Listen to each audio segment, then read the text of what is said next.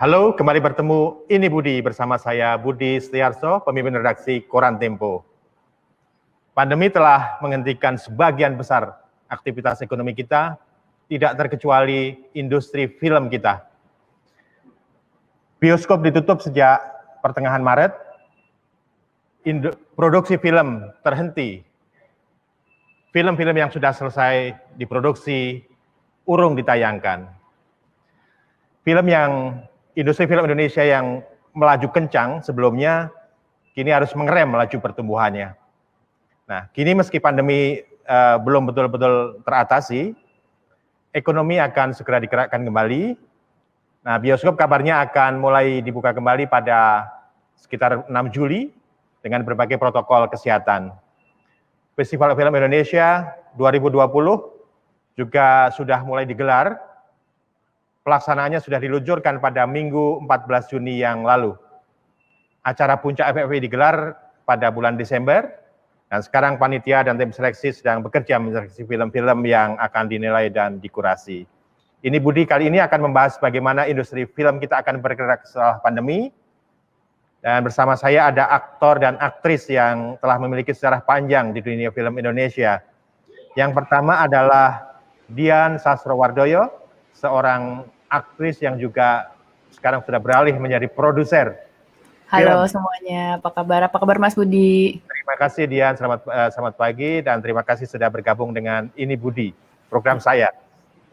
Yang kedua ada juga aktor yang juga memiliki sejarah yang panjang sekali, ada Mas Lukman Sardi. Selamat pagi Mas Lukman. Pagi Mas Budi, apa kabar? Sehat? Terima kasih, sehat. Terima kasih sudah bergabung juga bersama Ini Budi. Sama-sama. Tadi sudah sebutkan Dian juga selain aktris yang sudah membintangi banyak sekali film, sekarang juga beralih menjadi produser. Dan Mas Lukman sekarang juga merupakan ketua komite Festival Film Indonesia. Jadi terima kasih sekali lagi buat Anda berdua. Saya akan memulai perbincangan pagi hari ini dari Dian lah ya. Saya pengen tanya, mungkin teman-teman yang mengikuti acara ini juga pengen tahu, Dian ini seorang aktris yang kalau tidak ada pandemi kan sangat sibuk ya, bertemu dengan banyak orang, syuting ke sana kemari,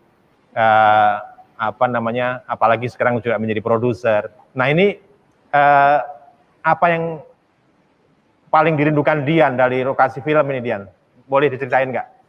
Oke, sebelum pandemi biasanya lebih sibuk sih, apalagi setelah menjadi produser. Mungkin Mas Lukman di sini juga bisa cerita dan menambahkan. Sebenarnya sebelum saya jadi produser, Mas Lukman sendiri udah jadi produser dan jadi sutradara ya, Mas Lukman ya. Ya, betul. Dan itu sangat menginspirasi kita semua. Kalau dari aku justru setelah menjadi produser kita jadi lebih banyak keluar dan ketemu dengan orang-orang karena kita harus approach para potensial investor ataupun kalaupun ada investor yang sudah masuk kita juga harus membina hubungan baik dan kasih update tentang kemajuan proyek. Kemudian kita juga harus mondar-mandir ke kantor karena di kantor produksi itu kan tim produksi pasti kan bikin budgeting, bikin breakdown scheduling dan itu kita harus ada minimal tiap minggu tuh pasti kita akan ketemu 1, 2, 3 kali bahkan. Dan jadi mau nggak mau mondar-mandir terus. Tapi dengan adanya PSBB gini, tentunya semuanya jadi harus kita bisa lakukan dari rumah ya. Kayak meeting-meeting itu kita semua jadi pakai online meeting. Sebenarnya di satu pihak jadi lebih convenient dan jadi lebih aman buat kita semua.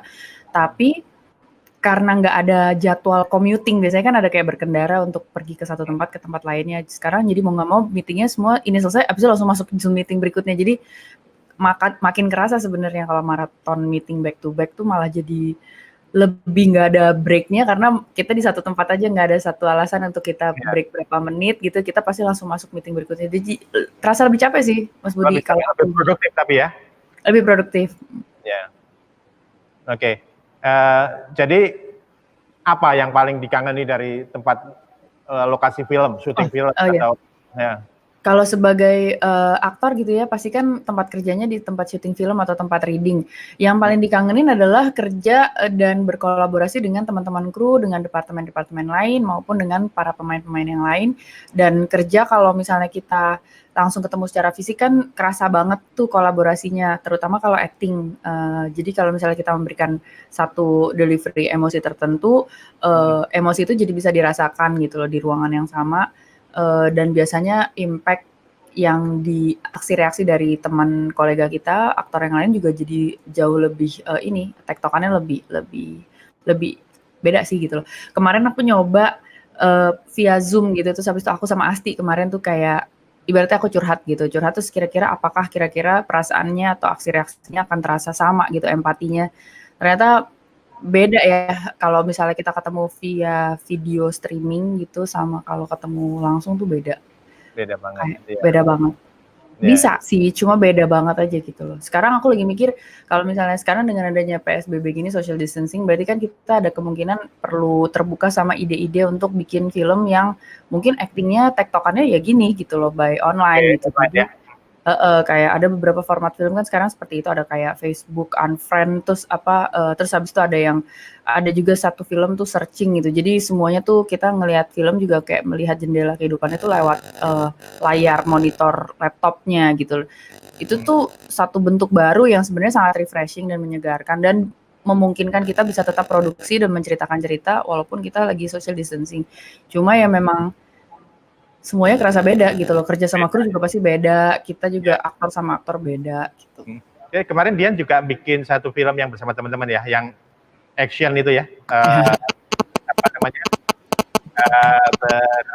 bercambung-sambung dengan teman-teman yang lain. Itu karena kangen dengan syuting atau apa itu? Tentunya kangen dengan syuting, terutama kalau action kita kan biasanya tuh nggak physical kan, pasti harus ketemu sama teman lawan actionnya gitu. Dan itu ketemunya tuh dari zaman latihannya, kita koreografi latihan sampai kita pas syuting gitu. Dan syuting action itu kan jauh lebih panjang daripada syuting drama ya. Jadi buat satu adegan action aja kita perlu beberapa hari gitu. Kalau adegan drama mungkin dalam satu hari kita bisa dapat berapa adegan gitu. Jadi itu yang paling kita kangenin sih, dan yang pasti kerasa banget adalah anak-anak yang mainnya action dengan kru, dengan stunt gitu, anak-anak stuntman gitu, body double semua juga jadi nggak bisa kerja karena kan malah syuting-syuting yang action gitu yang sekarang lagi sangat ditinggalkan tentunya karena sangat fisikal banget gitu loh. Kalau lagi physical distancing tuh kerasa banget. Jadi gitu sih, kerasa banget. Nah kemarin kita terinspirasi sama ada kayak challenge yang diberikan sama Drew Barrymore sama Cameron Diaz kalau nggak salah. Mereka bikin action, aksi reaksi tapi pakai handphone masing-masing dan mereka syuting di rumah masing-masing. Jadi dijahitnya dengan editing. Kita coba melakukan itu juga dan ternyata itu menyenangkan sekali. Terus juga teman-teman dari Wiro Sableng Universe juga bikin ya Mas Lukman ya.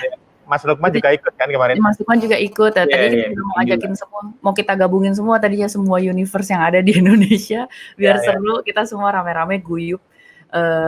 Ya hitung-hitung kayak lagi silaturahmi tapi silaturahmi digital. Jadi nggak ketemu secara fisik tapi ketemunya di project itulah gitu. Silaturahminya pakai action ya. Sebelum saya beralih ke kreativitas yang pastinya. Sebelum saya beralih ke Mas Lukman, Dian ini kan juga selain acting gitu kan juga sangat aktif lari kan, sampai lari ke Boston. Boston waktu itu jadi nggak ya? Boston saya cuma datang ke kotanya aja tapi saya nggak lari di situ. Ya, tapi Dian adalah seorang pelari. Nah, ini yang ngangenin juga nggak sih masa pandemi kayak gini nih, lari itu? Kangen banget Mas, dan terus terang saya selama pandemi, selama PSBB ini masih bingung lari atau enggak sebaiknya. Soalnya kan masih pro kontra gitu loh. Banyak yang bilang enggak apa-apa kalau udara terbuka, tapi ada juga yang bilang jangan, masih bisa terpapar gitu loh. Dan kita tidak memberikan contoh yang baik buat teman-teman yang mungkin tidak se-well informed kita gitu loh. Jadi masih pro kontra dan saya sendiri ya conflicting. Akhirnya saya selama 3 bulan, sekarang udah mau bulan keempat kan ya di rumah aja. Saya mungkin belum lari keluar tuh baru sekali. Dan itu juga baru kayak minggu lalu. Dan itu pun sekarang saya jadi mikir, should I lari di luar? Jangan-jangan saya sebaiknya tetap olahraga di dalam rumah aja lebih aman. Jadi terus terang selama 3 bulan ini saya nggak olahraga praktis karena saya sebenarnya sukanya olahraganya di luar. Jadi saya masih belum terbiasa dengan bentuk-bentuk olahraga yang bisa di rumah aja seperti menggunakan video atau YouTube. Jadi akhirnya pelaksanaannya jadi banyak, akhirnya nggak olahraga gitu. Jadi ya kayak gitu sih jadinya. Kangen banget sih sebenarnya. Ya. Oke, Mas Lukman, saya beralih ke Mas Lukman. Mas, pandemi sekarang ini apa sih yang paling memberikan atau dampak apa yang paling terasa buat terutama pribadi Mas Lukman ya, sebagai seorang aktor, sebagai juga sutradara, sebagai juga produser gitu. Apa yang paling Mas Lukman rasakan? Sebenarnya lumayan banyak sih. Maksudnya gini, as a kita sebagai aktor, sebagai produser gitu kan, tentunya kita selalu berkecimpung dalam satu tempat, lapangan, atau syuting atau apapun itu pekerjaan-pekerjaan yang memang kita berada di lapangan atau bertemu banyak orang yang tadi kayak Dian cerita gitu kan. Dan terutama juga ya tentu hal yang paling berdampak di awal mungkin ya berhentinya produksi syuting ya. Terhentinya produksi syuting ini pertama tentu ada unsur ekonomi bukan buat saya tapi juga buat semua yang terlibat. Terhentinya income karena rata-rata kan film based on production sama freelance ya. Kedua kan itu sesuatu yang gak enak banget kalau tiba-tiba di tengah syuting kita berhenti dulu gitu. Itu bukan sesuatu yang menyenangkan kalau kita buat. Kan itu kan sebuah kerja yang berada dalam satu emosi dan satu nafas ya. Biasanya kan kita kerjakan full selesai kelar gitu kan.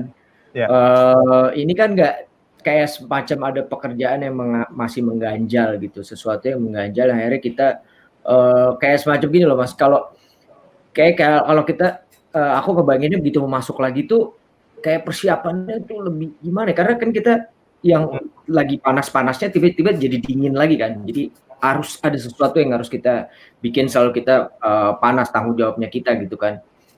Terus ya yang aku perhatiin banget tuh sebenarnya di dampak dunia film itu sendiri sih karena banyak banget gitu yang produksi berhenti sehingga si kru film ini yang akhirnya sama sekali nggak ada pemasukan dan itu berdampak terhadap pola pikir juga kita nih akhirnya para produser dan segala macam. Contoh nih misalnya dampaknya sangat luar biasa di titik yang misalnya kita udah mau start syuting lagi nih produser, banyak banget hal yang harus dipikirin, sesuatu yang baru, sesuatu yang belum pernah kita lakukan sebelumnya, sehingga persiapannya tentu yang namanya sesuatu yang baru pasti banyak hal yang kok ini gini, kok ini gitu, kok ini gitu, terutama dari segi mungkin ada segi budget yang pasti akan menambah pada saat produksi syuting kembali kan, karena kan ada beberapa protokol yang harus kita ikutin gitu kan. Nah kalau PH-PH yang besar mungkin akan merasa oke, gue bisa lakuin ini, tapi bagaimana dengan PH-PH baru yang baru memulai? Tiba-tiba dia terhenti, terus tiba-tiba harus memulai lagi dengan protokol yang begitu lumayan ketat ya, supaya semuanya nyaman dan aman. Ini budget juga ya Mas ya? Iya, nah ini akan jadi problem buat PH-PH yang memang bukan yang tadi aku bilang bukan PH yang besar gitu, yang budgetnya mungkin di awal mereka sudah budgetin sekian, tiba-tiba harus terjadi pembengkakan yang nilainya lumayan gitu kan. Ini kan jadi problem juga, udah gitu mereka punya tanggung jawab terhadap orang banyak, tapi juga harus melakukan hal yang di luar dari apa yang sebelumnya mereka nggak pikirin. Dampak ekonominya lumayan cukup. Tapi kalau aku pribadi sebenarnya ini sesuatu yang bisa kita ambil dari sisi negatif dan positif sih. Maksudnya kalau kita cuma ngomong negatif, ya udah kita akan silakan Mas. Ke situ, Mas Lukman biasanya berapa kali setahun main film itu? Kalau rasanya lebih dari satu ya biasanya Mas Lukman.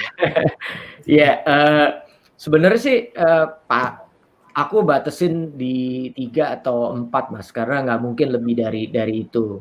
Sebenarnya pengennya kurang dari itu gitu, tapi nanti kita bahas lah itu kenapa gitu. Cuman maksudnya biasanya di 3 atau 4 film, kira-kira gitu sih. 3-4. Oke. Tadi apa sisi positifnya apa menurut Mas Lukman? Kenapa? Sisi positifnya apa menurut Mas Lukman tadi yang saya potong tadi? Sisi positifnya gini, pada saat kita dalam situasi seperti ini, kita bisa melihat bahwa ternyata ada hal-hal lain yang dalam diri kita yang bisa kita kembangin gitu, atau ide-ide kreatif yang kayak tadi dibilang gitu, bahwa buat film yang kayak begini, buat gini yang sebelumnya tidak pernah terfikirkan. Kedua, bagaimana ternyata ini membuat sesuatu yang kayak gini deh Mas. Kita melihat banyak sekali online kayak sutradara, asosiasi sutradara bikin pendidikan gitu kan, skrip segala macam. Yang sebelumnya mungkin ini butuh effort yang luar biasa karena mereka harus nyewa tempat, harus orang datang dan segala macam. Tapi di saat ini ternyata bisa dilakukan dengan online yang akhirnya tanpa harus ada tempat yang luas, bahkan bisa lebih banyak gitu, ya kan? Nah ini kan jadi luar biasa banget gitu itu sisi positif yang bisa kita ambil gitu, bahwa semakin banyak ide kreatif, semakin banyak orang berpikir, karena pada dasarnya kan manusia itu selalu melakukan adaptasi ya terhadap sesuatu gitu. Ya. Nah ini adalah momen di mana mungkin nanti kita menemukan pola-pola baru sebuah industri kreatif atau Ya. sebuah syuting film yang sebelumnya tidak pernah terpikirkan. Kalau aku sih niatnya kayak gitu. Dan kembali lagi kalau buat aku pribadi, justru momen kedekatan sama keluarga ini jadi momen yang luar biasa pada saat kita berada di rumah. Kalau buat aku itu jadi ada ya. iya, dulu kan kalau kita syuting kita harus berapa bulan atau berapa, akhirnya momennya itu agak lepas-lepas. Tapi sekarang tuh dari pagi kita bangun, ketemu mereka yang lagi sekolah di rumah. Perkembangannya tuh jadi kita ngikutinnya luar biasa banget gitu. Dan justru aku melihat ini jadi buat aku pribadi sangat beruntung banget, ada keuntungan yang luar biasa di posisi seperti itu. Sangat menikmati anak-anak joget K-pop gitu ya, Mas ya. sangat anak-anak itu kan tidak bisa diem ya, jadi wah heboh kalau segala macam gitu sih Mas. Mas, kalau yang sekarang tertunda filmnya Mas Lukman ini apa yang lagi berjalan terus kemudian berhenti karena pandemi ini? Ya, jadi kalau yang lagi produksi aku produce itu ada judulnya Kamu Tidak Sendiri. Itu pemainnya ada Asti, ada Rio Dewanto, ada Ganindra Bimo. Itu terpaksa berhenti dulu. Ya. Terus yang aku lagi syuting ada judulnya Silence. Jadi sebenarnya mereka baru syuting 2 hari, tiba-tiba terjadi PSBB. Jadi mau nggak mau harus di stop.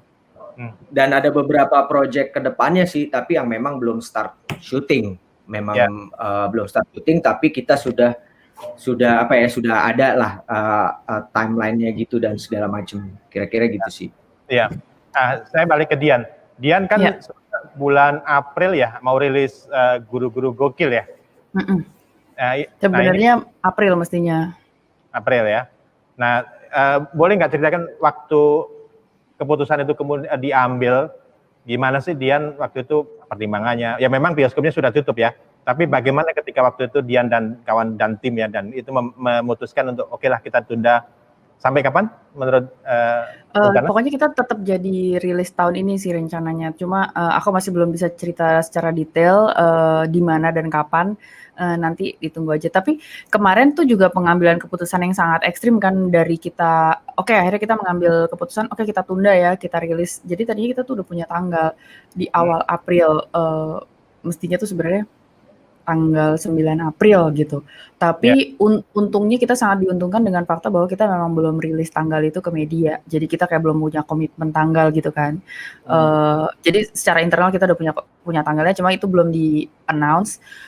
Terus kita sebenarnya juga mengambil keputusan untuk kita mundur, saya dan Mbak Shanti dan juga produser-produser yang lain tuh, kita tuh berembuk kalau nggak salah tuh awal Maret. Jadi bener-bener awal Maret ya. Di saat kita lihat ini udah mulai kok coronavirus ini serius ya, kan sebenarnya kan coronavirus udah dari Desember kan sebenarnya kalau di Wuhan kan. Terus kita tuh sangat diuntungkan karena Mbak Shanti tuh insight secara regionalnya tuh lumayan peka gitu, karena suaminya dia itu kerjanya di Singapura gitu, dan dia sangat mengamati perkembangan yang sangat up to date gitu tentang ekonomi dan juga kayak segala macamnya kayak pandemi gini. Terus kita dapat insight, kamu mendingan ini deh, dapat masukan dari suaminya Mbak Shanti, kamu mendingan rearrange tanggalnya deh, ini bakal gede, ini bakal besar. Di saat orang-orang di Indonesia masih belum tahu ini sebenarnya beneran nggak sih akan masuk Indonesia nggak sih, kita udah ini pasti masuk sebenarnya, ini sebenarnya pasti sekarang masuk, cuma kita masih belum tahu. Dan akhirnya kita mulai mengambil keberanian. Kita kan punya tanggal 9 April itu adalah beberapa minggu pas lagi mau peak-peaknya masuk Indonesia gitu. Jadi kita langsung mikir kita langsung ambil keputusan aja deh, yuk kita rearrange aja yuk gitu. Jadi kita mulai ngobrol sama pihak sinema, pihak yang udah deal sama kita, baik media maupun beberapa pihak. Jadi kita harus arrange mundurin tanggal rilisnya dan apakah kira-kira kerjasamanya masih bisa dilakukan. Kita harus rembukan dari nol lagi gitu. Ini menarik banget sih. Aku dengar ini ya, mau menanggapi Mas Lukman sedikit, Mas Budi. Jadi dengar Mas Lukman kan juga lagi tengah-tengah syuting, terus habis itu jadi harus berhenti gitu ya. Itu kan pasti kan buat kru sama pemain tuh, apalagi salah satu pemainnya teman aku sendiri itu si Asti gitu kan, bolak-balik curhat sama aku tiap hari. Dia cerita banget tuh betapa antara lagi seru-serunya, lagi panas-panasnya, lagi berkarya, tiba-tiba harus dirumahkan gitu. Jadi nggak enak kan, lagi tengah-tengahnya grafiknya lagi seru-serunya tiba-tiba harus berhenti, dan kalaupun nekat syuting juga itu sangat tidak aman gitu buat semua kru dan pemain gitu loh. Saya juga dengar ada teman-teman dari produksi film lain yang juga lagi tengah-tengah produksi udah tinggal 3 hari doang, terus mereka harus berhenti gitu. Jadi ini semua emang gak enak banget gitu. Cuma kita semua mixed feelings deh kayaknya. Soalnya kalaupun diterusin syuting juga bahaya banget dan kita tidak bertanggung jawab gitu dan membahayakan semua pihak gitu loh, kru maupun pemain. Dan untuk maju ada proses syuting Dian. Saya lagi nggak ada. Untungnya saya prosesnya cuma lagi delivery si guru-guru gokil aja, jadi udah selesai dan sekarang lagi grading gambar sama grading suara. Kemarin akhirnya kita lakukan di ujung-ujung akhir PSBB kemarin, jadi kayak seminggu sebelum PSBB dibuka, kita akhirnya udah rapid test semua, kita udah swab test semua, jadi udah dipastikan kita semua negatif, baru kita memberanikan diri ketemu di studio, dan itu juga cuma 3 orang, 4 orang.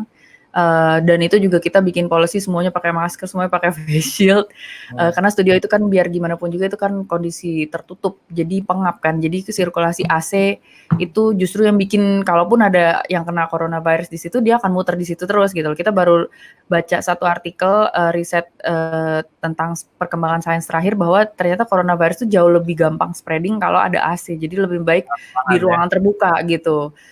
Nah itu jadi kita take that into account dan kita langsung ini. Untungnya proses grading semua berjalan dengan lancar. Jadi sekarang lagi di render filmnya. Jadi ini sih. Cuma aku bisa kebayang kemarin aku diskusi juga sama beberapa teman-teman produser gitu. Aku ngobrol sama Edi dari Palari, Mbak Shanti, ngobrol sama Mbak Lala Timothy juga dan Mbak Mira juga kita ngobrol. Intinya ini semua ada impactnya secara budget kan ya, Mas Lukman. Jadi kalau misalnya kita menggunakan prosedur kesehatan yang baru gitu, misalnya semua kru dites, rapid test maupun swab test apa, terus kalaupun mau masuk produksi katanya ada kayak karantina dulu 2 minggu untuk make sure ya itu yang ini udah bener-bener gak ada yang keluar sakit apa gimana gitu. Terus habis itu kalau misalnya masuk ke produksi, selesai produksi itu jadi harus karantina lagi 2 minggu kalau nggak salah. Jadi ini kan semua kan membengkak semua kan, dari secara logistik sampai budget yang swab test, dan yang katanya swab test juga validnya cuma 6 hari atau 8 hari gitu. Jadi setiap berapa hari harus kayak dites lagi gitu loh kalau mau aktual. Itu semua budgetnya kalau dihitung-hitung tuh bengkak semua. Kalau misalnya mau diikutin ketentuan social distancing itu berarti kan mobil juga nggak bisa dengan maximum capacity kan gitu loh. Itu semua jadi ngaruh semua. Jadi soal biaya yang membengkak, normal baru dan seterusnya itu kita akan bahas setelah jeda. Tapi saya pengen kembali ke Mas Lukman sebentar. Mas Lukman selain produser, selain sutradara film, tapi sekarang juga ketua komite FFI kan. Nah ini sekarang juga prosesnya. Ini apa yang membedakan FFI sekarang dengan tahun-tahun sebelumnya? Ini yang sangat bersejarah menurut saya kan, online. Secara basic sih FFI itu sama ya, maksudnya secara basic tujuannya adalah kita bicara tentang kualitas film gitu, apresiasi itu sama. Cuman memang di situasi seperti sekarang ini kita banyak sekali yang harus dipikirkan gitu mengenai Festival Film Indonesia itu sendiri. Kayak tadi aku sempat cerita bahwa kita sempat berpikir apakah ini akan dijalankan tahun ini atau tidak gitu. Tapi akhirnya kita bersepakat bersama teman-teman juga dan juga kita berdiskusi dengan Direktorat Film, Musik dan Media Baru bersama juga dengan Pak Dirjen Kebudayaan bahwa ini penting kalau FFI harus terus berjalan, karena ini yang menjadi kayak, kalau mengutip kata Pak Dirjen tuh ya, ini kayak kalau FFI itu kayak bendera, pembawa bendera di sebuah pasukan perang gitu. Kalau kru itu pasukannya atau filmmaker pasukannya, nah FFI ini yang bawa bendera. Nah benderanya ini nggak boleh jatuh untuk supaya si tentaranya ini tetap semangat. Nah ini yang akhirnya kita sepakat bahwa ya udah harus kita jalankan, tapi tentunya dengan menyesuaikan dengan situasi yang ada gitu. Nggak mungkin yang tiba-tiba FFI berjalan seperti biasanya gitu. Kita ngadain acara launching yang di suatu tempat atau kita bikin ketemu apa segala macam. Akhirnya kita berpikir lumayan keras gitu untuk gimana cara mulai berjalan. Ternyata kita dapat sesuatu gitu dari kita diskusi. Kita ini kan sekarang orang-orang yang lagi dalam kesulitan lah, bisa dibilang semuanya dalam situasi yang memang tidak baik gitu. Apa sih yang diperlukan? Yang diperlukan adalah bagaimana dari tiap orang itu punya solidaritas untuk saling menyemangati dan saling membantu dimanapun itu. Akhirnya kita berangkat dari situ, kita memulai dari sebuah gerakan yang namanya 1 hari 1 kebaikan. Kita membayangkan bagaimana kalau setiap orang dalam 1 hari membuat 1 kebaikan buat orang lain. pasti situasi ini akan menjadi lebih positif, Iya. bukan yang akhirnya selalu negatif. Kita meng-create positive energy gitu. Yang nanti yang kita akan melihat juga kita lihat justru ternyata pada saat seperti ini, justru film dan musik itu menjadi sebuah hiburan bagi masyarakat yang ada di rumah. Mereka terhibur oleh film-film dan ternyata sekarang juga aku lihat efeknya luar biasa. Akhirnya mereka banyak juga yang akhirnya nonton film-film Indonesia dan akhirnya mereka appreciate film Indonesia yang begitu baik. Makanya kita juga mengerucut pada akhirnya satu hal baik film Indonesia setiap hari. Bahwa Ini film satu Indonesia itu ini ya tema itu FFI ya. Iya, tema FFI satu hal baik film Indonesia setiap hari. Kenapa kita lihat gitu? Film Indonesia itu dimanapun dari zaman aku dulu sampai sekarang selalu membawa kebaikan buat masyarakat Indonesia. Terlepas bahwa film Indonesia itu pernah mati atau apa, itu adalah sebuah perkembangan atau sebuah proses.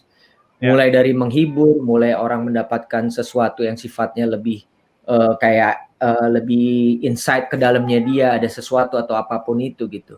Makanya kita berpegang pada satu hal baik film Indonesia setiap hari. Bahwa film Indonesia itu tiap hari akan selalu membawa kebaikan buat masyarakat, gitu kan. Yang akhirnya memberikan semangat lagi buat orang-orang berkarya gitu. Bahwa kita mengerjakan hal baik loh. Intinya gitu. Dalam situasi kayak gini pun kita harus terus bekerja untuk menghasilkan hal baik. Nah, satu hal baik film Indonesia tiap hari itu bisa macam-macam, Mas. Bisa kalau kita pecah-pecah, satu hal baik. Bisa satu hal baik setiap hari. Bisa film Indonesia. Bisa Indonesia, ya kan? Bisa satu Indonesia. Jadi memang kita pikirin banget bahwa ini bisa jadi sebuah hal yang bisa memberikan kita semangat untuk terus kita berkarya gitu. Dan intinya gini kan, orang-orang film ini dia membuat karya gitu. Karyanya mereka buat dengan kerja keras, dengan keringat dan segala macam. Kita harus tidak berhenti untuk mengapresiasi mereka. Ya kan? Supaya mereka juga akhirnya punya semangat untuk berkarya. Ini kan FF itu bentuk apresiasi kan. Mengapresiasi orang-orang yang telah memberikan karya-karya yang luar biasa. Nah, apresiasi ini nggak boleh berhenti gitu. Makanya kita bicara silaturahmi, kita menyapa, itu bagian dari apresiasi yang di-create sama Festival Film Indonesia dan untuk semuanya. Begitu sih, Mas. Ya, ini sebenarnya sebenarnya filosofis, tapi sekaligus untuk kayak semacam memberikan image bahwa FFI itu bukan ajang hura-hura saja gitu ya, Mas, kurang lebih. Iya, betul, Mas. Apalagi kita melihat kayak sekarang itu ternyata kita bergerak dari 4 pilar, Mas. Jadi rendah hati, kolaborasi, berkarya, kolaborasi dan inklusif. Itu yang membawa kita berjalan untuk tahun ini dalam membuat program apapun yang akan ada di Festival Film Indonesia.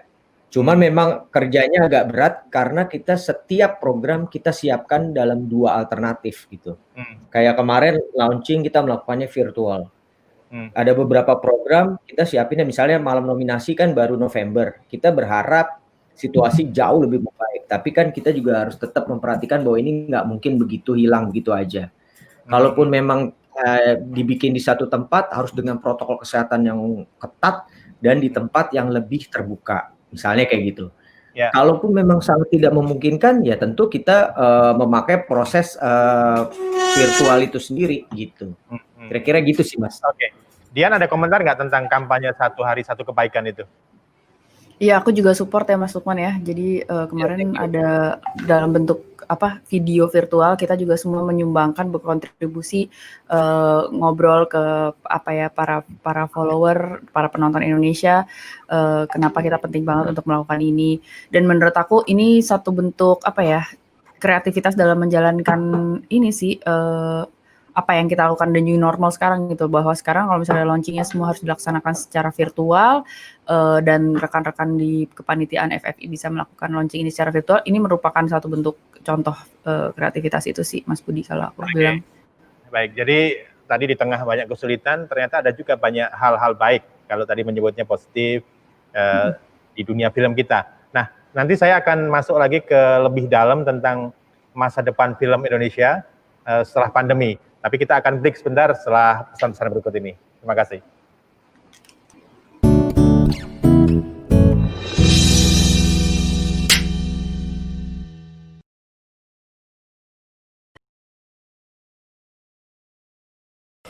menjadi yang terbesar, ceritanya kerap kali tidak lengkap. Karena segala sesuatu yang besar jarang diceritakan ketika dia masih kecil.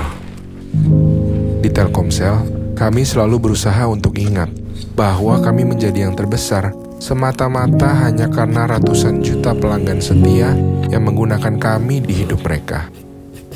Tanpa semua kehidupan yang kini mengalir di nadi-nadi jaringan kami tidak lebih dari sebuah benda mati. Semua teknologi dan infrastruktur terluas, tercanggih, dan terkini yang kami bangun hanyalah hidup jika ada kehidupan mengalir di dalamnya. Terima kasih karena sudah berbagi kehidupan kalian melalui menara-menara kami. Kami akan selalu ingat bahwa besar kami adalah karena kalian yang bertumbuh besar bersama kami.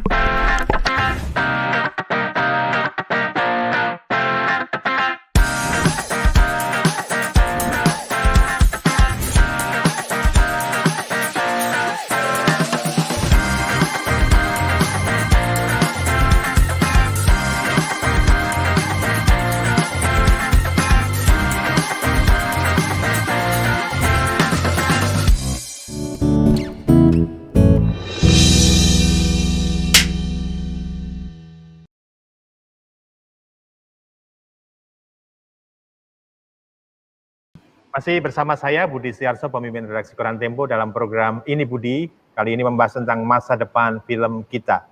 Saya kembali ke Dian. Tadi sudah menyinggung sedikit tentang protokol-protokol baru yang nanti harus diterapkan termasuk dalam memproduksi film. Itu otomatis pasti akan memperbesar antara lain budget ya dari film kita. Nah, boleh nggak dielaborasi sedikit tadi maksudnya gimana tuh Dian?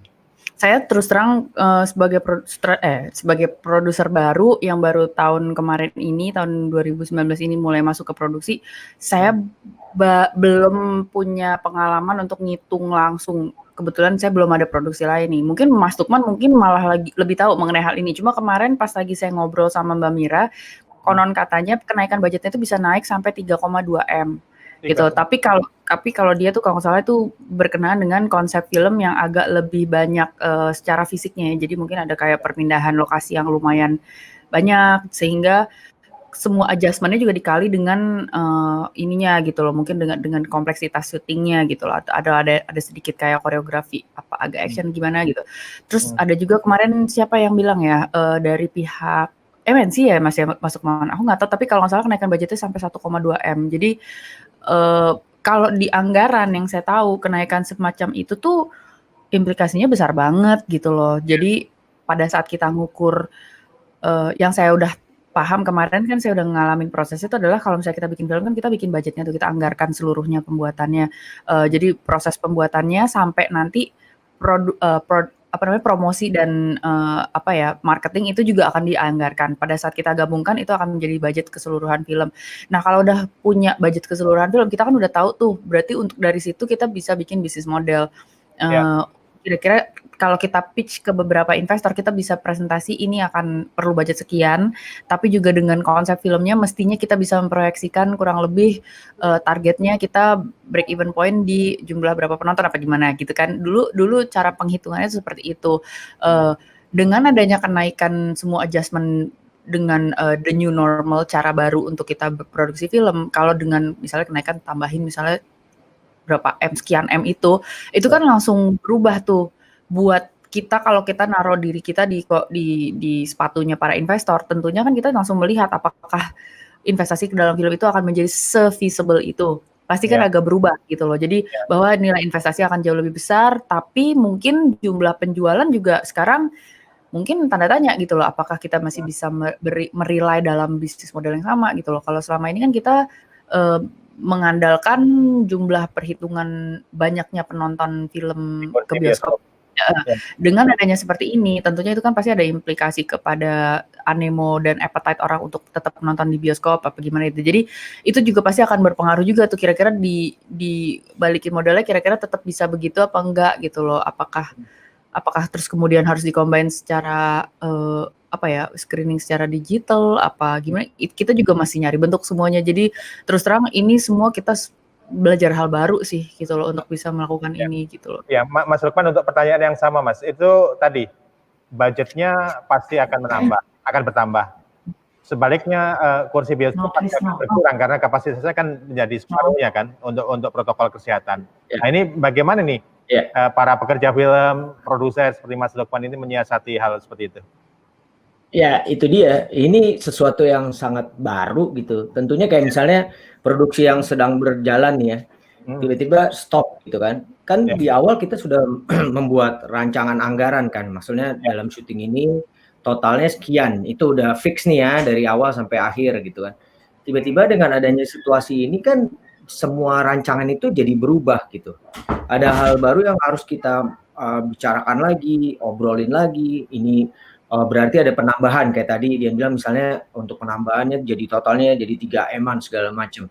Ini bukan sesuatu yang gampang Mas. Maksudnya untuk si produser itu sendiri atau PH gitu untuk tiba-tiba memasukkan kembali uang sebegitu banyak gitu kan. Bukan perkara gampang. Belum lagi misalnya yang berhubungan juga nanti dengan sponsor gitu kan. Banyak juga perusahaan-perusahaan bisnis yang terkena dampak yang luar biasa gitu, yang belum tentu juga kita akan bisa mudah gitu untuk akhirnya mencari sponsor untuk sebuah film gitu. Misalnya ada brand ini itu, tapi kan mereka juga terkena dampak gitu. Pastinya kan efek bagaimana juga mereka mau mensponsori film juga jadi berubah kan. Mereka melihat dong, gue harus ngeluarin duit segini, kayak tadi dibilang. Ntar bioskop belum tentu penuh. Gimana ya? Jadi hal-hal itu yang cukup menjelimet. Tapi di satu sisi untuk memulai syuting kembali, kita harus memikirkan tadi protokol-protokol itu. Kalau tidak, malah nanti kita tidak bertanggung jawab terhadap semuanya. Jadi memang ada dua sisi yang menghimpit sebenarnya gitu kan. Nah, kedepannya aku pikir perlu dipikirkan nih matang-matang apa yang harus dilakukan. Misalnya ini cuma just an idea gitu. Supaya sama-sama kita bisa saling kan kalau kita ngomong kesehatan tentunya ini menjadi tanggung jawab kita bersama gitu. Termasuk juga pribadi kita juga harus menjaga kan bagaimana kita supaya tetap sehat. Nah, harus ada kerjasama antara si kru, si aktor segala macam. Mereka harus punya pola juga dalam hal ini gitu. Let's say misalnya mereka punya kan kalau misalnya kita ngomong rapid aja ya, rapid aja itu kan sekarang nggak kayak di awal-awal ya. Kayaknya orang repot banget untuk dapetin rapid test gitu dengan harga yang tinggi dan sekarang pun sudah banyak juga dilakukan rapid test yang gratis gitu. Nah ini kan bisa juga misalnya dari produser misalnya ini menjadi sebuah bentuk kerjasama kepedulian mereka, akhirnya mereka kerjasama dengan tim-tim rapid test yang bisa melakukan gratis atau memang yang masih bisa dari kru rutin melihat kalau memang mereka punya kemampuan misalnya dengan mereka mencari rapid test yang gratis atau mereka misalnya gue masih bisa bayar sekian, mereka juga bertanggung jawab bahwa gue harus rapid test nih gitu supaya mereka nanti pada saat syuting kita semua bisa berjalannya lebih enak gitu. Iya. Dari partnership yang lebih. Iya, harus ada kolaborasi lah dari si produser, si krunya juga. Jadi karena nanti akan sulit gitu. Kembali lagi aku berpikir kepada PH-PH kecil, akan sulit buat mereka untuk memulai sebuah produksi kalau tiba-tiba dihadapkan dengan protokol kesehatan yang sebegitu besar misalnya budgetnya gitu kan. Dan saling berkait dengan investor, dengan sponsor, segala macam. Makanya harus ada kesadaran juga dari si filmmakernya untuk gimana caranya gue bisa supaya bisa tetap sehat. Misalnya dia sudah membuktikan bahwa ini sehat, ini apa segala macam, sehingga dia bisa masuk ke produksi. Produser juga misalnya bekerja sama dengan pihak-pihak tertentu untuk masalah ini gitu. Nggak yang akhirnya bekerja sendiri dengan budget sendiri misalnya. Itu Ya. hal-hal yang harus dipikirkan sih, Mas. Ya, apa namanya? Ini sedikit teknis. Sebenarnya pendapatan film itu apa aja sih, Mas? Oke, Yang pendapatan film kan pertama yaitu tadi kalau di Indonesia itu tentu dari penonton bioskop, ya kan? Bioskop. Kedua dari TV misalnya dijual ke TV. Terus dari OTT, ya kan? Terus ada film-film yang mungkin mereka punya merchandise, ya kan? Merchandise yang cukup kuat gitu. Mereka bisa dari merchandise. Kalau di Indonesia itu sebenarnya masih terbatas di sisi itu. Beda dengan kalau misalnya kita ngomong di luar ya. Di luar mereka secara distribusi kita ngomong Hollywood itu di luarnya dijualnya internasional seluruh dunia. Kalau kita kan hanya di Indonesia gitu. Berarti kan hanya terbatas penonton Indonesia. Paling jauh misalnya Malaysia atau Asia gitu, Singapura, Brunei. Tapi kan jumlah penontonnya nggak bisa kita bilang selalu akan menghasilkan penonton yang luar biasa tuh dijual ke Asia, misalnya ke Asia Tenggara. Jadi memang masih berkutat di antara itu gitu. Itu yang harus teman-teman juga tahu gitu. Paling sponsor tadi ya Mas ya, ada sponsor juga ya. Sponsor, ada sponsor yang dia mensupport gitu. Tapi kan sponsor tentu ada hitungan bisnisnya Mas. Nggak mungkin sponsor dia cuman pokoknya gue sponsorin, pasti juga ada perhitungan bisnisnya yang harus dipikirkan kan gitu. Nggak ada cek kosong lah ya. Nggak ada cek kosong. Dan saya rasa sebenarnya untuk kita bisa melihat ini bisa dikatakan industri, itu kan berarti kan harus menjadi sesuatu yang sustainable. Jadi harus menguntungkan, harus lukratif, dan orang tuh harus bisa mencari nafkah di sini secara sustainable. Jangan cuma sekarang bikin film terus kapan-kapan lagi gitu kan. Kalau bisa sih orang punya kesinambungan ini kan, dengan adanya ini semua sustainable. Apakah ini bisa tetap dikatakan industri apa enggak? Karena kalau zaman dulu, zaman kuldesak kan orang tuh bikin film tuh banyak yang jatuhnya tuh dari duit-duit tabungan sendiri gitu kan, dari duit-duit charity orang tua apa gimana gitu. Jadi nyari modal tuh sebenarnya apakah bisa dikatakan nyari modal tuh masih tanda tanya besar gitu, karena belum tentu semua film tuh dulu balik modal gitu kan. Jadi kalau sekarang kan kita udah mulai belajar nih bahwa film bagaimanapun juga tetap harus bisa BEP dong, kalau nggak sustainable nih, nggak bisa bikin film lagi gitu. Betul. Nah di luar soal ekonomi tadi ya, soal bisnisnya itu juga soal teknis. Aku juga penasaran sih, gimana pekerja film, aktris, aktor gitu ya, menyiasati adegan-adegan yang di zaman normal mungkin biasa ya, adegan berantem, adegan mungkin ciuman, nah gitu, itu gimana tuh? Dian dulu deh, gimana itu mengatasi?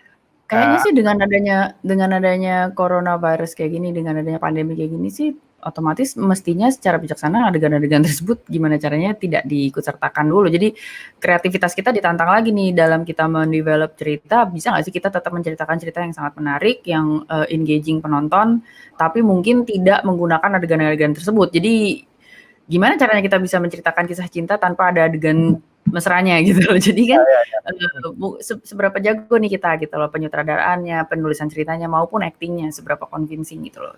Kita kan tetap harus bisa bikin penonton tetap jatuh cinta sama ceritanya kan gitu loh. Jadi ya disitulah kita ditantang lagi untuk lebih kreatif lagi dalam berkarya. Ya, salah satu adegan yang diingat banyak orang tentang Dian kan ada apa dengan cinta kedua itu kan. Nah ini boleh nggak diceritain itu kalau secara normal gimana sih ya? Adegan mesra tadi disebut ada ya antara Rangga dan Cinta di sebuah penginapan di Jogja yang di situ aku nonton beberapa kali dan sangat terkesima dengan adegan itu gimana Dian di situasi normal itu kan syutingnya? Di situasi normal, yang pasti adegan itu dibicarakan secara teknis banget, apalagi Mas Riri dan Niko orangnya sangat-sangat teknis. Jadi kalau misalnya mungkin penonton udah punya imajinasi macam-macam gitu ya, tapi sebenarnya dalam keadaan nyata kita sebagai aktor tuh kita janjian gitu. Oke, gue miring ke sini dulu apa gimana kayak gitu. Jadi benar-benar dibicarakan secara koreografis gitu, dan kita tuh harus menciptakan posisi yang benar-benar nyaman dan aman untuk kedua aktor gitu loh. Kayak misalnya saya sama Niko untungnya udah berteman dengan baik, jadi kita bisa ngobrolin semuanya. Lo jangan gini dong, gue nggak nyaman banget deh kalau lo pegang pala gue misalnya kayak gitu. Jadi bisa diomongin semuanya, dan dia juga sangat menghormati semua ketidaknyamanan yang kita komunikasikan. Terus kayak misalnya gini, jadi bener-bener itu sesuatu lamanya pun janjian gitu loh. Jadi bener-bener kita tuh semua kayak punya, ibaratnya kayak punya koreografi tari yang kita semua sudah ada janjian koreografi tarinya, tapi kita challenge-nya adalah pada saat kita take, kita harus bisa membawakannya seakan-akan itu adalah sesuatu yang spontan. Jadi seakan-akan itu keluar dari perasaan dan akhirnya keluar begitu saja. Padahal sebenarnya enggak, itu semua udah ada hitungannya, ketukannya, lama apa bla bla bla. Cuma kita harus melakukannya dengan nggak kelihatan kayak itu ngafalin kan gitu, kayak gitu. Terus yang kedua adalah waktu itu pas lagi yang adegan yang di New York itu kan dingin sekali gitu. Waktu itu ada problem kesehatan, kita udah mulai kedinginan, udah mulai pilek apa segala macam. Itu juga kita bener-bener make sure banget gimana nih gitu loh. Gue udah mulai flu nih gitu. Aduh, ya udah deh, lu minum vitamin, minum antibiotik apa gimana gitu. Jadi bener-bener sampai kita ada kayak kita tuh punya rejim kesehatan sendiri gitu loh. Jadi aku pakai minyak tips gitu. Jadi dia kayak ada antibakteri gitu loh supaya jangan sampai kalaupun terpapar gitu ya. Jadi badan aku tetap menghilangkan semua, nggak ada pertukaran kuman lah di situ. Jadi bener-bener, dan selain itu kita selalu pakai masker dan menjaga kesehatan kita masing-masing. Jangan sampai kita mau bikin film tapi kok malah jadi menularkan nggak sehat gitu loh. Soalnya kan ini tuh pekerjaan, jangan sampai ini merugikan kita secara personal gitu loh. Apalagi dalam tingkat kesehatan gitu loh. Jadi dan itu semua kita bicarakan semua sama Mas Riri, Mbak Mira. Ada yang waktu itu kurang sehat, aku kalau nggak salah sempat batuk-batuk nggak kelar-kelar karena baru adaptasi sama udara di New York. Aku sampai ke dokter dulu, dan dokter di sana kan mahal gitu loh, $100 gitu. Mesti kalau di Indonesia, dibandingin di Indonesia kan berapa ratus ribu, di sana $100, di sini berapa gitu. Dan itu cuma buat dapetin resep antibiotik gitu. Jadi just untuk memastikan bahwa saya tidak kalaupun saya lagi kurang sehat, saya tidak menular gitu. Bagaimana? Itu kayak gitu-gitu. Pikirin banget. Cuma kayak dengan adanya corona ini tentunya pasti kita semua jadi memikirkan kembali ya, gimana sih kita mau cerita tuh gimana? Kalau di tengah pandemi itu protokol kesehatan itu nggak mungkin ya adegan yang dibikin waktu nggak mungkin. Oke. Atau mungkin gini, kalau saya kan lagi banyak belajar dan menonton film-film dan produksi Korea. Saya sama Mbak Lela sebenarnya. Mereka tuh pintar sekali loh Mas. Jadi mereka tuh jago sekali, pintar sekali mengakali adegan-adegan mesra. Kalau nggak salah mereka tuh punya cara untuk bisa men-shoot adegan ciuman, tapi pada benerannya sebenarnya mereka dengan angle tertentu, dengan ada triknya gitu. Jadi mereka kelihatan seperti ciuman, padahal sebenarnya mereka nggak ciuman gitu loh, nggak bersentuhan bibir, kebayang nggak? Jadi hanya dengan angle, dengan pelukan seperti apa, tapi sebenarnya dia tuh nggak gitu loh. Jadi itu kan mereka udah jago banget gitu, dan itu mungkin hal-hal yang perlu kita pelajari di filmmaking di Indonesia ini. Gitu. Oke, Mas Lukman, untuk pertanyaan sama mungkin tadi kan yang adegan-adegan mesra gitu, tapi untuk adegan yang acting yang perlu kontak fisik, nah itu masih mungkin nggak untuk ke depan? Mas Lukman kan juga banyak berperan di katakanlah film-film yang seperti itu kan? Ya, ini jadi sebuah diskusi yang menarik sih kalau kita bicara kayak gini ya. Memang di satu sisi tentu akan kayak misalnya udah set up everything seperti ini, terutama untuk film-film action deh, kita bicara film action. Kontak fisiknya tuh luar biasa gitu. Kalau kita ngomong contoh film apa, The Raid yang actionnya kayak begitu banyak. Kalau dalam situasi kayak gini mau jadi film apa gitu, kasarnya gitu, kalau memang konsepnya udah dibikin seperti itu. Aku pikir tentu ada beberapa hal yang harus dilihat betul-betul gitu ya. Di satu sisi tidak meng-cut kreativitas itu begitu saja, tapi di satu sisi juga bisa mengakomodir gitu. Jadi tentunya si filmmaker ini akan berpikir gimana caranya ya, dan supaya hal ini bisa tidak terjadi yang terlalu kontak fisik. Atau memang dibikin kayak misalnya buat film action, sebuah sistem protokol kesehatan yang sangat ketat sekali gitu. Jadi misalnya untuk sebuah film action itu dia misalnya let's say untuk dia perlu latihan aja ya, dia kan film action itu bisa latihannya berbulan-bulan. Otomatis dia kan berarti sudah dikarantina dulu sebelumnya. Jadi prosesnya akan jauh lebih panjang dibanding kalau memang biasanya. Let's say misalnya film action biasa 3 bulan, ini jadi 6 bulan. Dan akan jadi ngomongin budget lagi gitu. Nah ini yang memang lumayan dilematis sih di satu sisi ini sebuah film action, tapi di satu sisi pasti prosesnya akan jauh lebih membengkak secara budget dan panjang. Pasti akan terpikirkan, orang-orang mulai memikirkan film-film, tentu orang film nggak akan berhenti untuk secara kreatif ya. Bagaimana mereka akhirnya mencari pola-pola dulu nih sampai nantinya situasi sudah benar-benar oke, baru dia bikin gitu. Tapi tentunya sekarang tetap berjalan dengan kreativitas yang lain untuk menghindari hal-hal tersebut Untuk sementara ini aku ngelihat seperti itu. Paling itu kali ya Mas Lukman ya, kalau misalnya kita udah mulai masuk ke action misalnya ya, kalau misalnya latihan mungkin buat teman-teman yang latihan berapa bulan aja itu mungkin harus swab test gitu loh. Swab test tiap berapa minggu atau tiap minggu gitu. Jadi untuk memastikan ini semua negatif semua gitu. Kalaupun memang tiba-tiba ada satu yang sakit, berarti langsung satu tim yang kerja sama tim itu harus karantina dan berhenti dulu 2 minggu gitu loh. Mungkin buat adegan-adegan percintaan yang memerlukan kedekatan fisik, mungkin juga diperlukan protokoler seperti itu kali. Jadi kalau memang mau ada adegan seperti itu, mungkin 2 pemain atau kru-kru yang sekitarnya juga harus di swab test gitu loh, rapid dan swab ya, dan itu mungkin berkala setiap minggu. Jadi sangat up to date dan sangat bisa dipastikan kalau mereka semua itu tidak ada yang punya resiko menularkan dan mereka sendiri harus dikarantina. Jadi ada satu acara Mas Budi, kalau misalnya kita nih pemain sama kru tuh mau masuk ke syuting gitu ya, dengan kondisi yang seperti ini, kita misalnya udah harus swab test semua dan sudah terbukti negatif semua. Berarti kan kita udah oke nih, aman ya, syuting kerja bersama. Kita nggak boleh pulang ke rumah.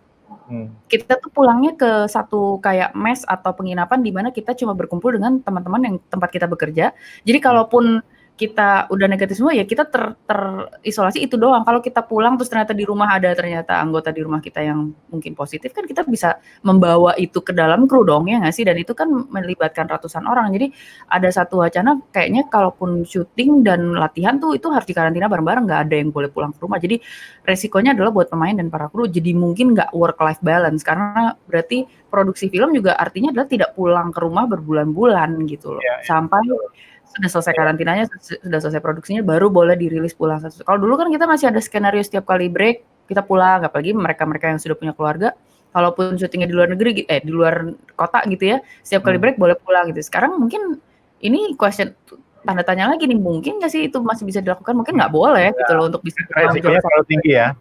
Jadi kita ya, resikonya ya di situ tetap sama kru gitu. Kayak orang lagi ekspat aja lah gitu. Iya. Selama belum nemu vaksinnya pasti akan seperti itu.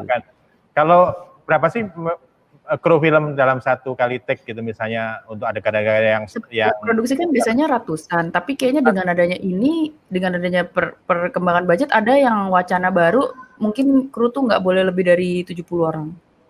Itu udah semua departemen, nggak boleh lebih dari 70 orang. Itu udah semua departemen. Jadi semua kru tuh mau nggak mau setiap departemen mau nggak mau jadi menyusut.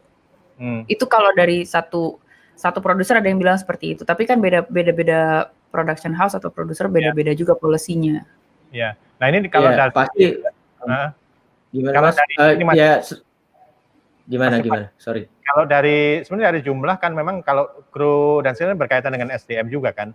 Selama ini kan juga memang banyak juga yang katanya demand-nya tinggi tapi supply-nya kurang untuk SDM filmnya.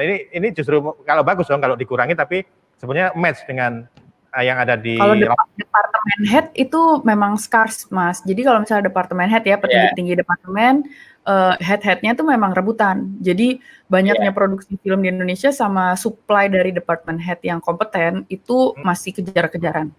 Tapi kalau kru-kru yang bukan departemen head sebenarnya banyak yang masih perlu diserap. Nah itu kan masalahnya. Jadi kenaikan kompetensi masing-masing bidang itu loh. Ya nggak sih Mas Lukman? Iya, betul. Nah, sebenarnya ada salah satu sistem juga yang bisa dipakai. Sebenarnya ini kayak di Amerika itu sudah melakukan ini. Kalau kita kan kru misalnya 250, semuanya ada di set. Atau 100 semuanya ada di set.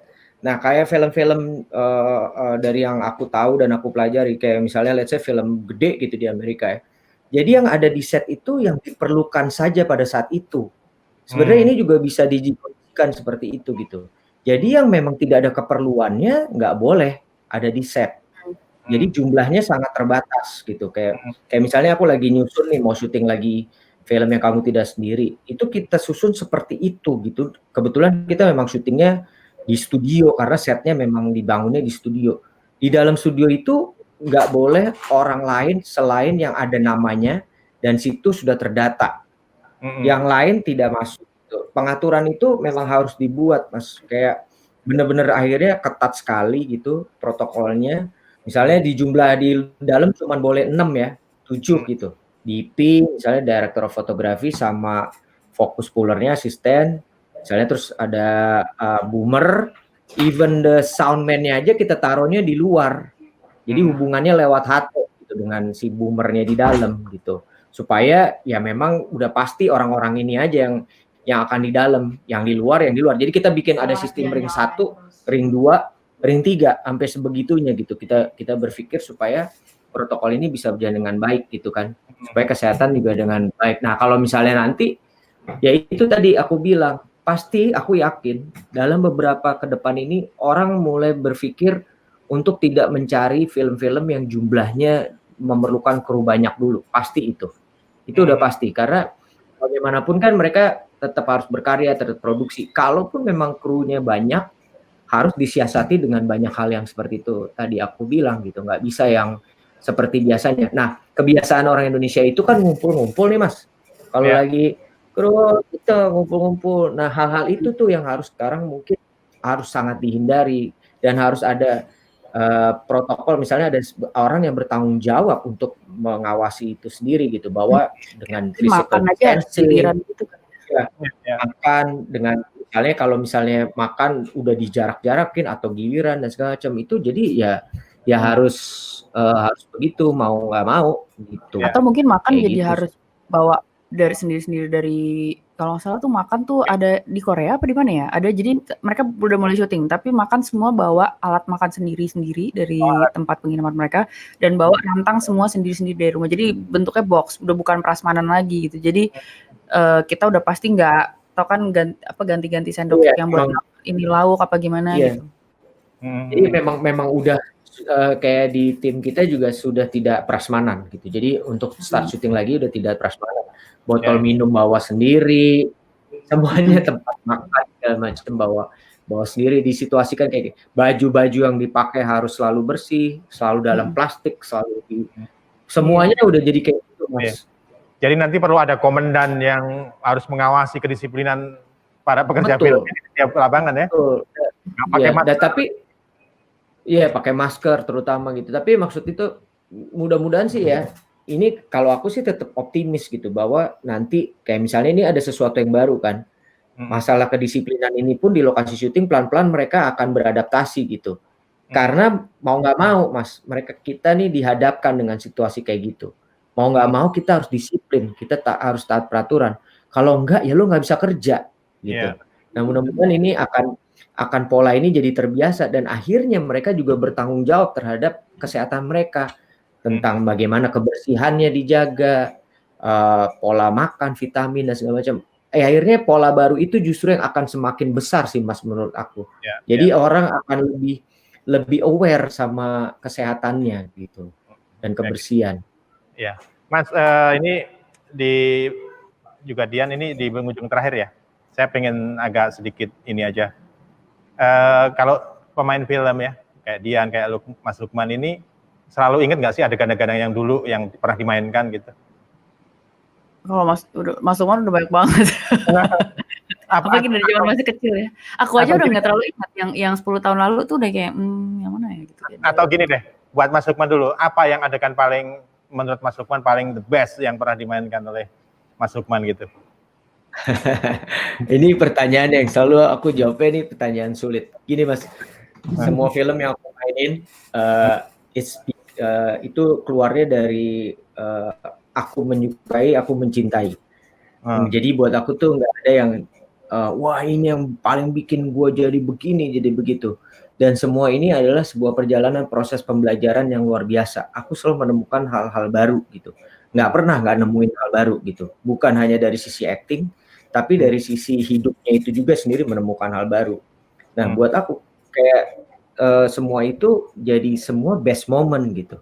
Mau di titik mana jadi best moment. Nggak ada yang best moment gitu. Sama aja kayak kita jalanin hidup gitu. Dalam situasi sulit, akhirnya keluarnya, oh ini ternyata efeknya baik loh gitu. Jadi kayak sebuah adegan tuh, apapun yang aku alamin tuh kayak sebuah perjalanan kehidupan yang kita udah lewatin, habis itu ya udah itu ada di situ, nggak akan kemana-mana, kitanya jalan terus gitu. Kita jalan terus, itu akan ada di situ, menjadi sebuah perjalanan, menjadi sebuah memory yang bisa kadang-kadang kita ingat. Kalau udah kejauhan mungkin kita benar-benar lupa, gitu zaman gua kecil ada yang kayak gini, gua nggak inget nih gitu. Tapi there's something kita tahu, itu proses perjalanan dari hidup kita gitu, yang kita lalui gitu dalam misalnya dalam pekerjaan kita sebagai aktor dan proses pembelajaran, ya kitanya akan jalan terus ke depan, akan menemui lagi hal-hal baru gitu. Kalau aku ngeliat kayak gitu. Makanya aku paling sulit Mas kalau ditanya, Mas bisa ini lagi nggak? Nggak bisa, karena buat aku gini, sorry ya Mas, mungkin buat teman-teman media tahu, buat aku itu sesuatu hal yang serius, yang nggak bisa dibikin kayak, lo coba dong mainin lagi. Kita melakukannya itu di sebuah proses gitu, sebuah proses yang kita dari reading, dari workshop gitu, bener-bener yang kita lakuin serius, tiba-tiba ada momen, tiba-tiba lo coba dong man, event, wah itu kan udah gue nggak bisa kayak gitu, itu momen yang gue lakuin dengan serius dan nggak bisa tiba-tiba gue suruh hadirin lagi gitu, kesannya jadi kayak gue main-main, nggak tanggung jawab sama apa yang gue udah lakuin, kayak gitu sih Mas. Iya, masuk agak. Kalau aku ngerti sih maksud Mas Lukman dan aku setuju sebenarnya. Jadi kayak misalnya gini, yang dialog yang epic banget tuh di ADC 2 yang Rangga yang kamu lakukan itu jahat yang itu kan. Kalau misalnya di recite lagi sekarang gitu ya, aku bisa aja ngomong lainnya sama, cuma bobotnya, presence-nya, maknanya juga akan sangat tipis dibandingin sama apa yang waktu itu aku perform di saat syuting waktu itu. Karena itu kan udah pendalaman berapa hari, reading berapa lama, masuk ke dalam karakter berapa lama. Di sekarang nih kan aku udah bukan Cinta lagi, ini udah Dian gitu. Jadi Dian mau coba recite itu, jatuhnya hanya akan orang yang akan meredusir maknanya si Rangga yang kamu lakukan itu jahat gitu, dan kayaknya akan malah sangat mensabotase apa yang waktu itu udah bagus-bagus dibikin jadi sebuah karya. Dan sekarang tiba-tiba aku recite gitu aja, aku jadi malah malah mereduksi itu banget gitu loh. Sementara waktu itu dengan persiapan dan proses yang juga beda, yang aku rasakan sih pada saat aku memperform kata-kata itu dengan acting kayak gitu, maknanya buat aku juga beda, dan ternyata maknanya mudah-mudahan buat penonton juga beda gitu loh.